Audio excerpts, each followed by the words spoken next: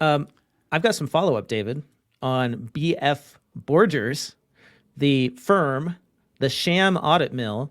That's the SEC's words, not mine.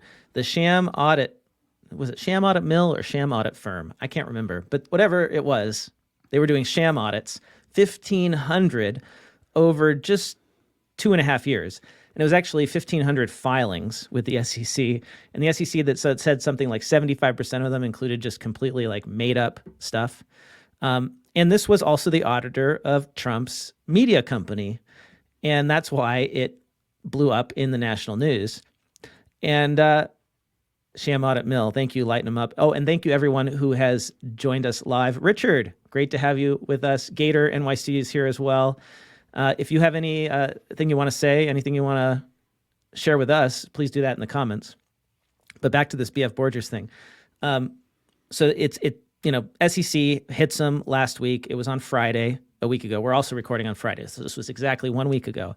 Hit them with this charges of fake audits, $14 million fine, but no jail time, no penalties other than that. And BF Borgers doesn't even have to admit wrongdoing. And I'm thinking to myself, that's crazy. That's it. No criminal penalties, nothing. Like you can just fake a bunch of filings and get away with it. I mean, you got to pay back the money, but we even speculate. You.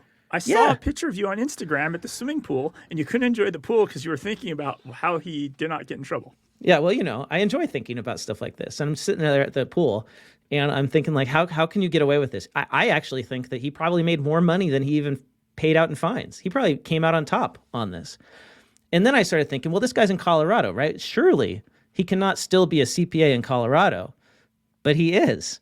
If you go to the Colorado Board of Accountancy website and you look up Benjamin Fitzpatrick Borgers, you can see that he has an active CPA license, originally issued in 2006, and he's still a CPA. And as far as I can tell, the Board of Accountancy has made no move to get rid of his license, to punish him for any of this. He does have some actions against him, one back in 2019, one in 2021, and a recent one in March, but they don't seem to be related at all to any of this SEC stuff that we're talking about. And go ahead, David. The SEC put out this press release last Friday when we recorded. At 9 a.m., we recorded like an hour later. We kind of broke the news on this story, and then it was everywhere on national media. So I'm sure people in the state society of Colorado know, and the governing boards in Colorado know that this exists. Right. Like somebody just has to go and like uncheck him, right? Like put him in the inactive column. Well, they got to have a meeting, right? They got to do a disciplinary hearing, and there is due process. But they had a whole week, and they didn't do anything, not even a press release, as far as I can tell. So, if there's ever a case in which you could move quickly, it seems like this is pretty open and shut. You would think, right? So I'm just starting the timer. Let's just see, starting now. Today is May 10th, so it's been 1 week. And every single week that this guy's license remains active, I'm going to bring it up. We're going to look at this website every single week and see just how long it takes the state of Colorado to revoke this guy's CPA license. If they do. And if they don't, it's a travesty.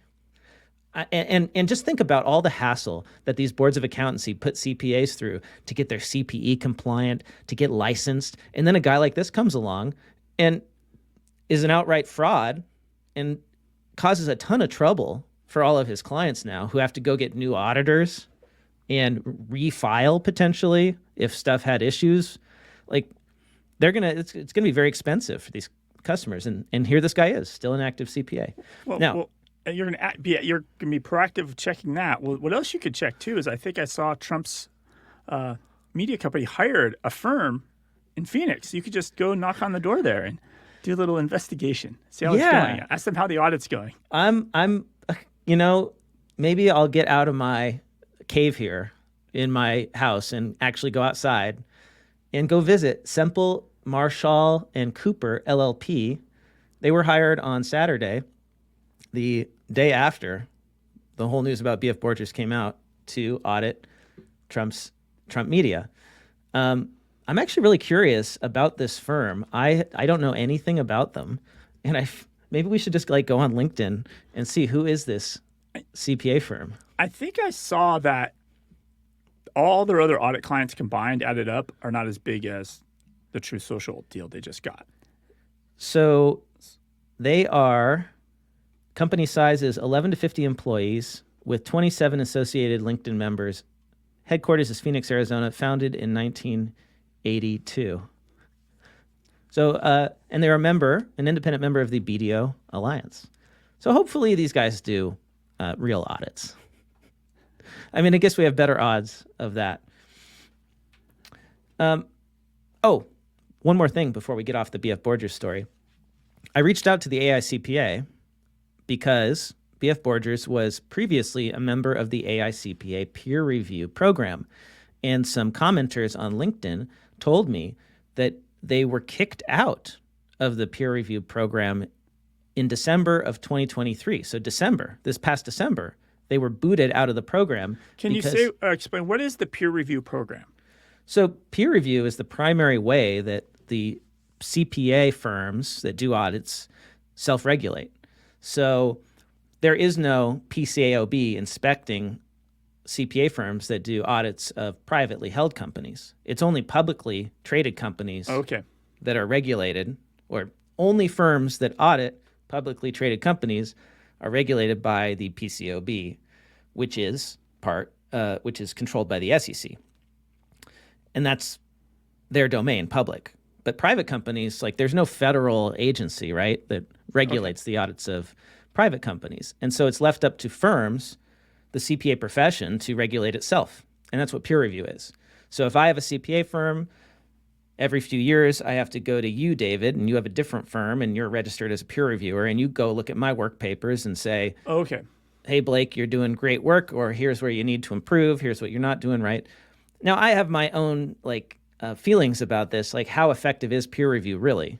Because what if I just go get somebody to peer review who's like my buddy? Your buddy, yeah. Right? Like, I mean, is it really doing the job it's supposed to be doing? But in this case, BF Borgers failed so bad that they got kicked out of the peer review program and they were terminated. And I reached out to the AICPA and I asked, hey, why did BF Borgers get kicked out? Because there's nothing on this website. They have like a public website that lists, that has some documents. And there's a report in here that shows like that the audits that were inspected like failed. And then that was in, they failed in 2022. So September of 2022, Haney and Company did a report on the firm's system of quality control and failed them. So, more than 2 years ago now, right? And then there was the whole back and forth. The firm gets to respond. They are supposed to make certain, changes, and they didn't. And then they got kicked out in December of 2023. But there's no documentation on the website about, why that happened. So I reached out and I asked, and I also asked, well, let me just get to that point. So I asked why there weren't the documents. And the AICPA said that the public file contains specific information and documents. Other documents are not included in the public file. So there are documents about the termination, but they're not in the public file. And the only reason that the firm's 3 peer review documents were in the public file is because the firm was a voluntary member of the Employee Benefit Plan Audit Quality Center. So I guess if a firm is voluntarily part of it, then the documents are public. But as soon as they aren't, there are no public documents anymore. Okay. And then I asked, well, okay, so the firm failed. Does the AICPA do anything about this, right? Or is it just you're kicked out and then they just don't do anything? But I would think maybe it would be in the AICPA's interest to report this to the Board of Accountancy and maybe do something about this guy acting as a CPA and doing fraudulent audits, right?